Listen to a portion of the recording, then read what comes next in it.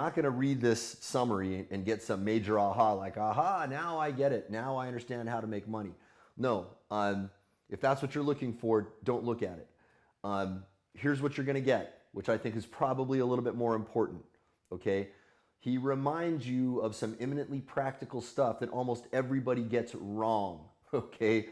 It's the critical stuff that is making most businesses fail and why most people they have this dream of making a lot of money, but they don't ever succeed.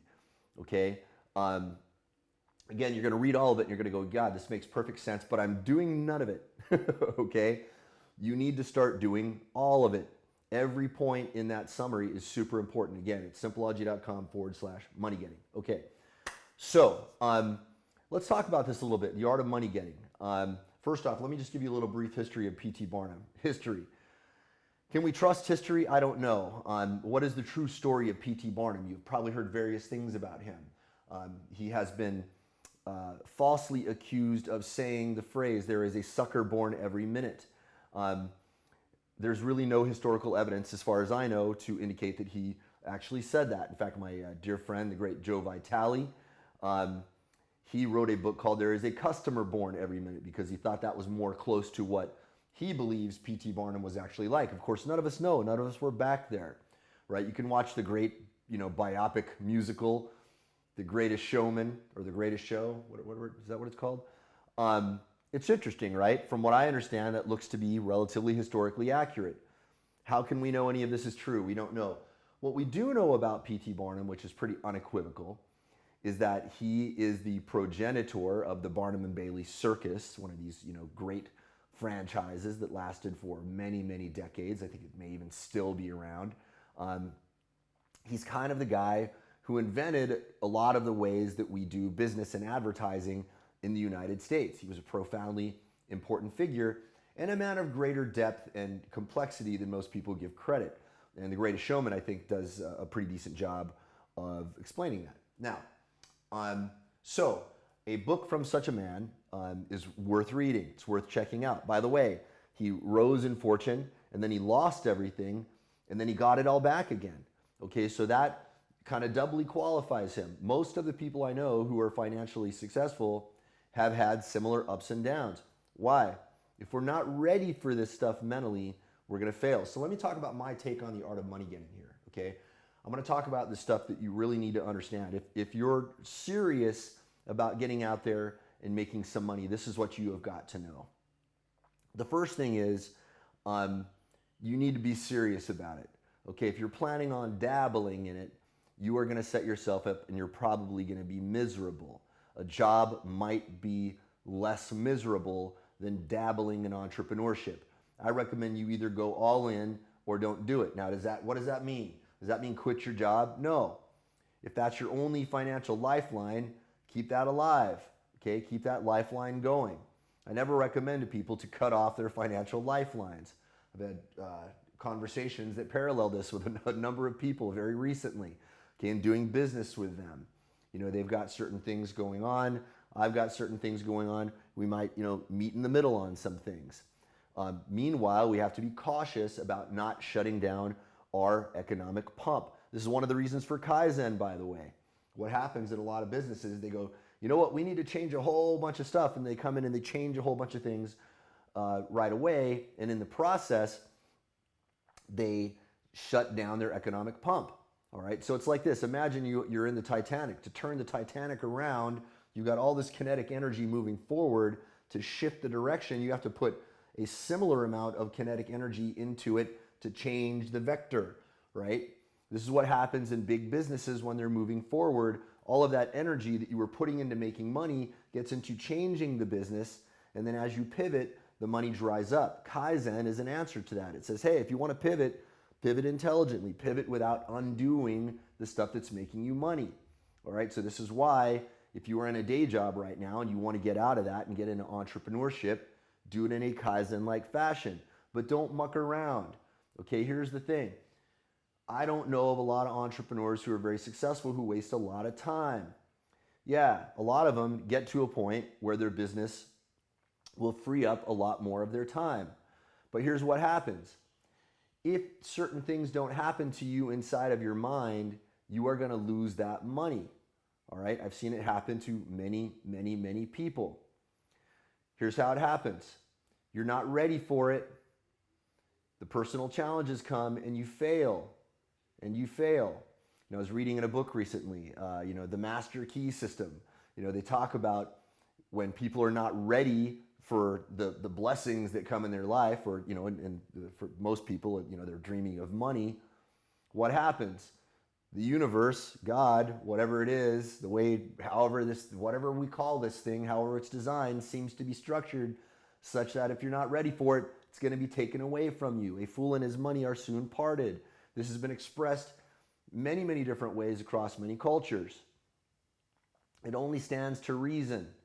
Okay, if you're not ready to hold on to the money, you're going to lose it. Why do most lottery winners end up broke within a few years?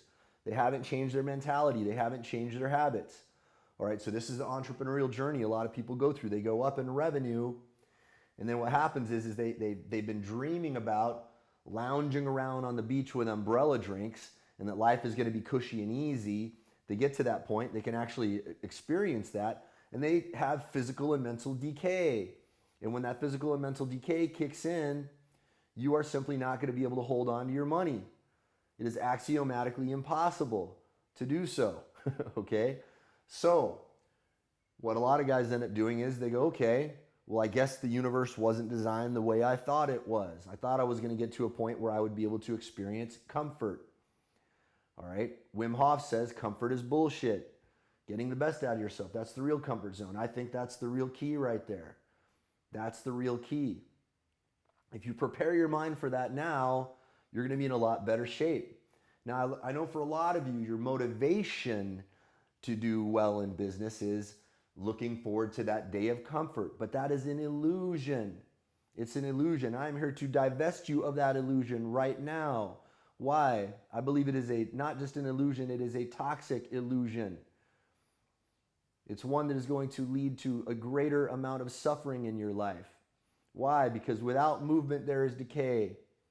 Without moving forward, you're only moving backwards. There is no stasis. Get it in your mind. You've got to be constantly moving forward. You've got to be constantly evolving. Evolving. You've got to be constantly improving. If you don't, I don't think it's going to work out for you. All right? I've seen it time and time and time again. Look at the people around you who are sitting around, lounging around. How is their life? Are they happy? Are they truly happy?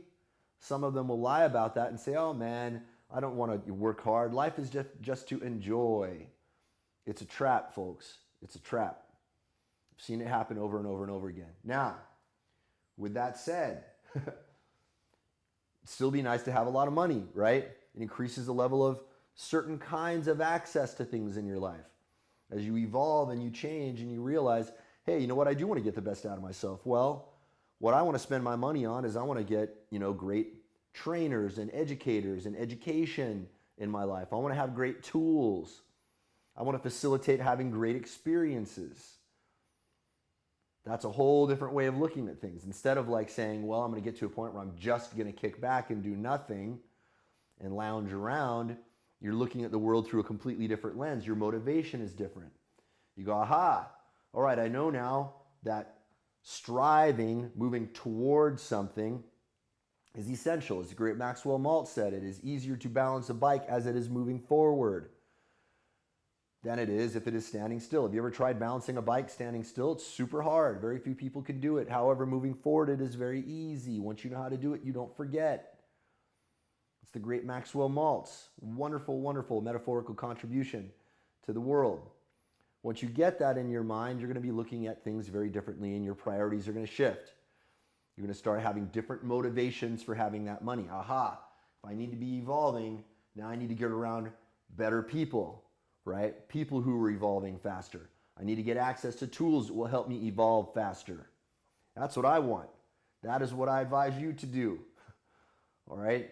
As much as I should advise you to do anything. You are your own person. You make your own choices. I can't make your choices for you. What I can do is advise you on the stuff I'm pretty damn sure is right and pretty damn sure is wrong.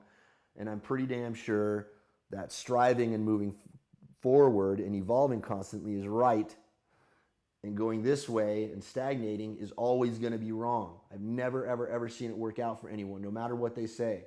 They've got a lot of really tricky language to make you think that this other path is going to work. It ain't gonna. I ain't seen it. If you can figure out how to make that work, you come tell me. I have not seen it work out. Now, with that said, how do you make the money?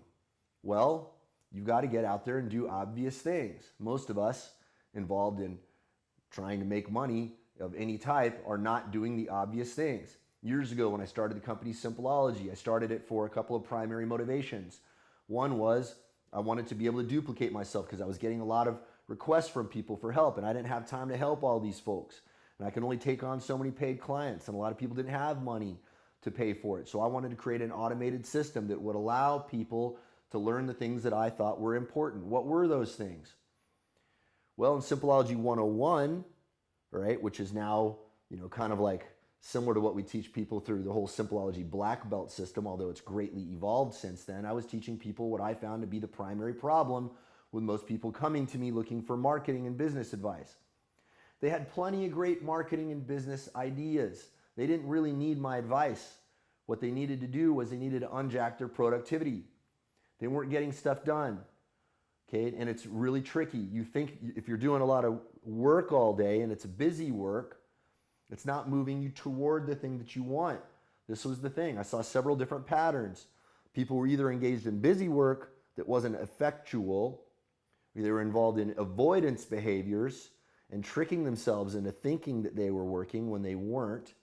Okay, YouTube, Facebook, all that stuff that a lot of people are wasting their time on, although I'm broadcasting this on those platforms, trying to change the vector of the information that is going into the stream so that instead of getting bombarded by wrong ideas, getting bombarded by the right ideas. And the third thing is that some people were just sitting on their butts doing nothing. Okay, and that's a lot of us. We just say, well, we talk ourselves out of it. We're defeated before we even start. We say, well, that's for other people. That's not for me. Maybe that person could do it. I can't. I'm not that good, right? It's all lies, guys. It's all lies and deception. Yes, you are good enough, all right? Know those distractions are not getting you anywhere, and know that busy work is not real work. What's real work? Is stuff that moves you toward what you want. If what you want is making money, then you focus your energy on stuff that makes money. Mark, what if it doesn't work? You throw it up against the wall of the universe and you see if it sticks and you make observations. Some of it's going to stick. Some of it's not. The stuff that sticks, take note. The stuff that doesn't stick, take note. Learn, move forward, be a scientist, experiment. Don't mess around. Don't waste your time. It's not all going to work out for you. If you throw it against the wall and it doesn't work, most people, well, it didn't work. I tried my big thing. I put all this effort into this thing and it didn't work. And that's it. I'm going to give up. Okay? If that's you, don't even start business. All right? Unless you can change that mentality. I don't know if that's possible for you. Only you can know. I know it's possible. Okay?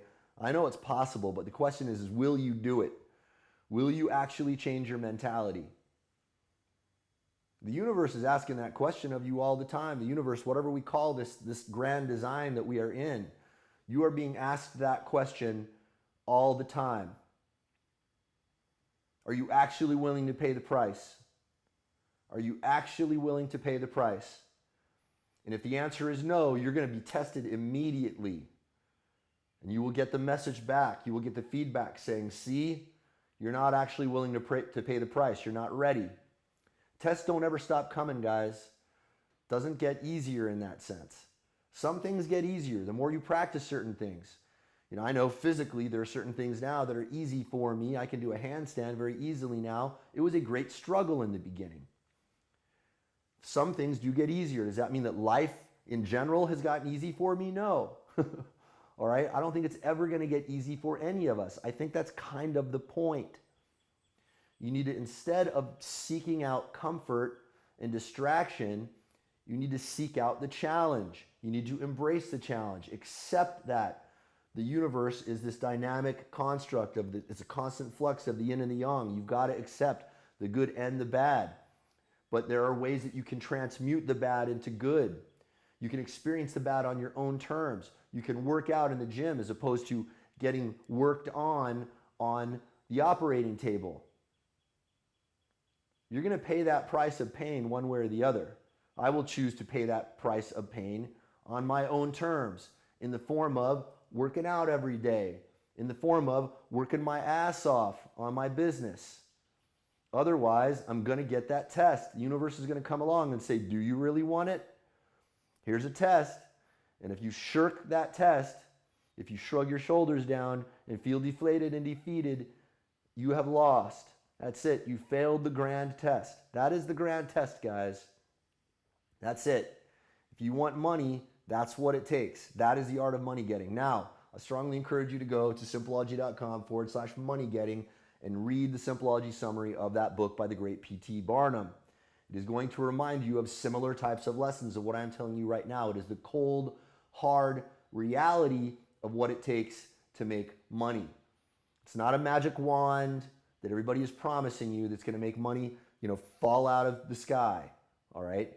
Yes, there are some tricks that are amazingly useful, but if you don't get your head right about the basic stuff, forget the art of money getting, get into the art of job getting, and accept that. Not everybody is cut out to be an entrepreneur. There's nothing wrong with taking a job, okay? But you just have to ask yourself, is that really what is going to make you happy? Okay, I have a lot of employees.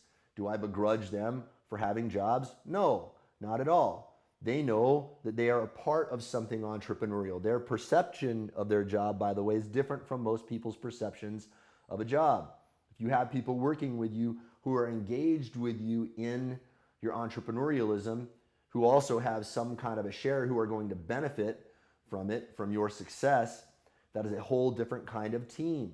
Nothing wrong with being on that kind of team, by the way. If you are going to be adequately compensated for your genuine contributions. If I were to work in an organization, there's only one job I've even considered accepting within the last several decades, and that was when Paul Check and I were talking about working in his business. He was saying, what would it take for me to get you out as my director of marketing? And I told him, I said, that's probably the only job offer I'd even remotely consider right now because I have so much respect for that guy. Okay? That's me. That's me. If I were to get a job, though, it would be with someone like that. Why? He's moving on a path towards creating good in the world. And I know that he would not treat me unfairly. All right? If you want a job, that's the kind of job you need to get.